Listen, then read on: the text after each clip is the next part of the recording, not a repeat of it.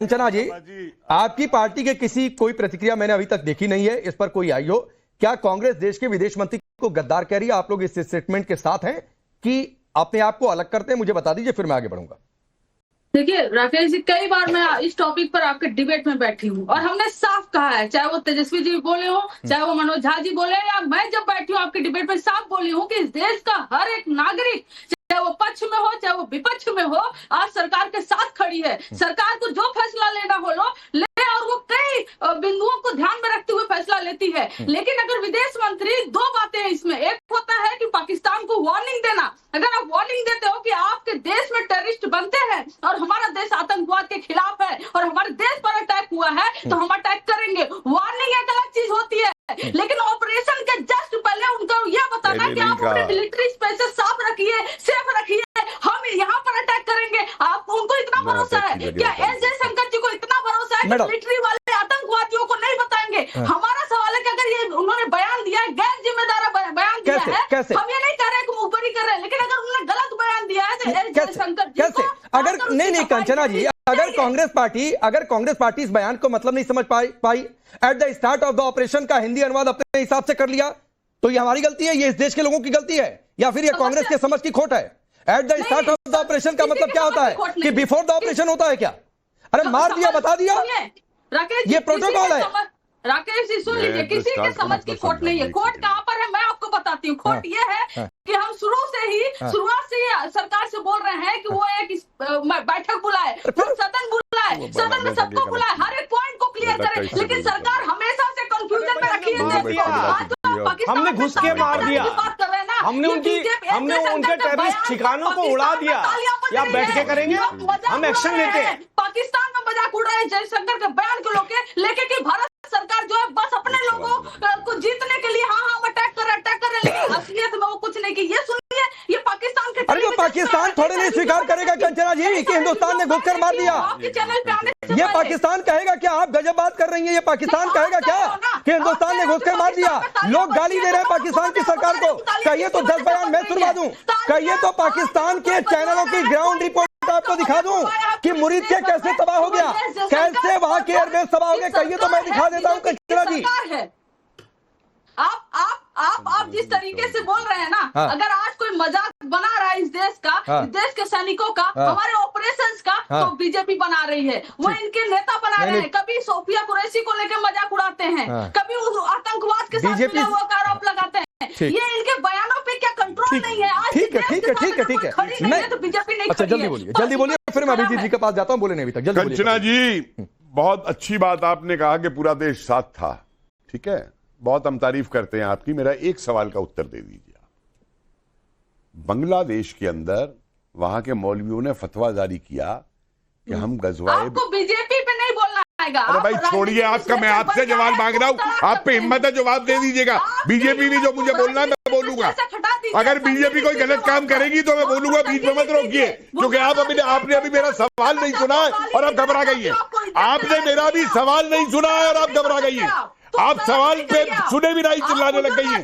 अरे पहले सवाल तो सुन लो भाई, पहले सवाल तो सुन लो, सवाल सुन लीजिए पहले एक बार सवाल सुन लीजिए, एक बार सवाल सुन लीजिए। अरे एक क्या आपसे कुछ पूछना चाह रहे हैं? मन करेगा जवाब दे दीजिएगा, नहीं तो बोल दीजिएगा। इसकी अगर आप बीजेपी की बात कह रहे हैं, मैं कुछ नहीं कहूंगा, तो मैं बीजेपी का जो डिप्टी चीफ मिनिस्टर है मध्य प्रदेश का और जो 2 मंत्री जिन्होंने दोनों ने स्टेटमेंट दिए, उनको तुरंत कहता हूं बीजेपी बर्खास्त करे और बंद करे जेल में। अगर आप ये कहते हैं मैं बीजेपी नहीं बोल सकता, तो ये सुन लीजिए मेरा वक्तव्य।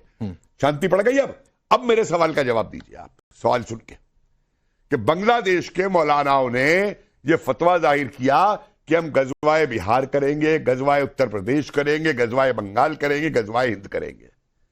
क्या आपकी पार्टी की तरफ से उन मुल्लाओं को एक भी जवाब दिया गया कि हां हम भी यहां बैठे हुए हैं, आरजेडी वाले, हिम्मत है तो गजवाए बिहार करके दिखाओ?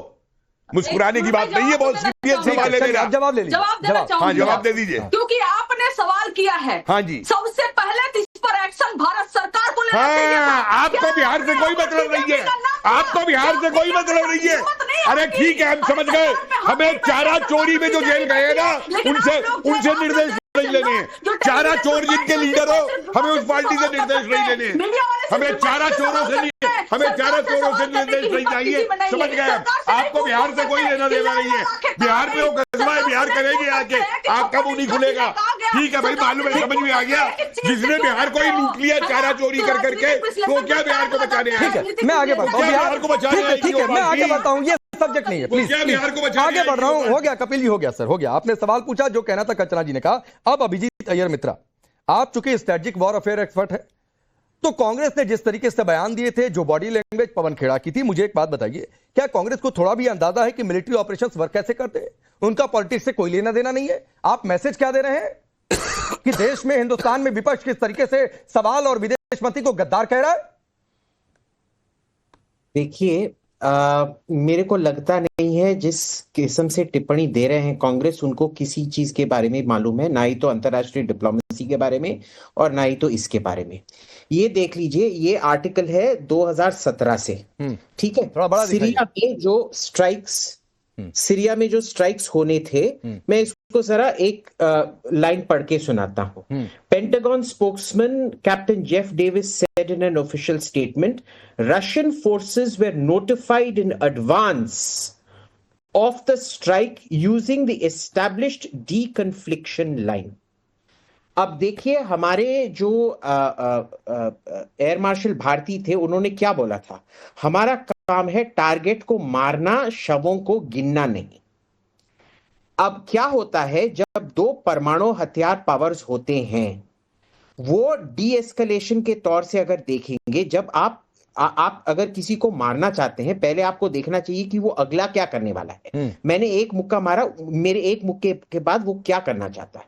उसको डीकन्फ्लिक्ट करने के लिए परमाणु हथियारों पावर्स पे एक ऑब्लिगेशन होता है कि वो एक दूसरे को इन्फॉर्म करें अगर वो एक दूसरे पे मिलिट्री अटैक नहीं कर रहे हैं, यानी कि मिलिट्री एसेट्स पे।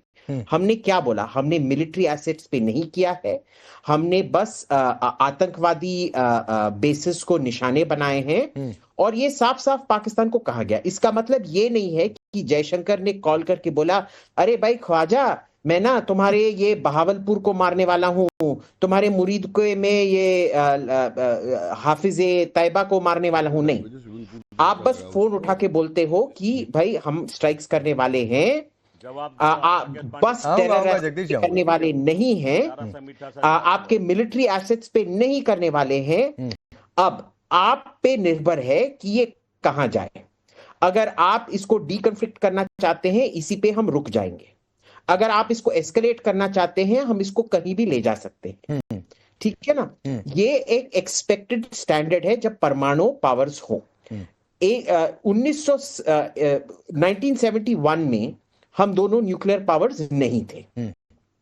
उधर की बात, इधर की बात, जमीन आसमान का फर्क है, ठीक है ना? जो किया गया बिल्कुल ठीक किया गया, साफ साफ बोला भी गया। और अगर आप इंडियन एयरफोर्स के कई सारे प्रेस कॉन्फ्रेंसेस देखेंगे, जो प्रेस ब्रीफिंग्स हुए थे, उसमें जो भी हमको जिस पे भी हमला करना था, हमने बहुत ही सफल तरीके से उन पे हमला किया। तो ना ही तो कोई विफलता की कोई चिन्ह पैदा होती है, ना ही तो कोई गद्दारी की चिन्ह पैदा होती है। क्वाइट द ऑपोजिट, इसमें स्ट्रेटेजिक रिस्पॉन्सिबिलिटी और एक्यूरेसी और खुद अपने कॉन्फिडेंस का, हम बोल रहे हैं कि ये करेंगे और करके दिखाया। ठीक है, ठीक है, मैं आता हूं जगदीश जी, एक जरा तस्वीर दिखा दीजिए।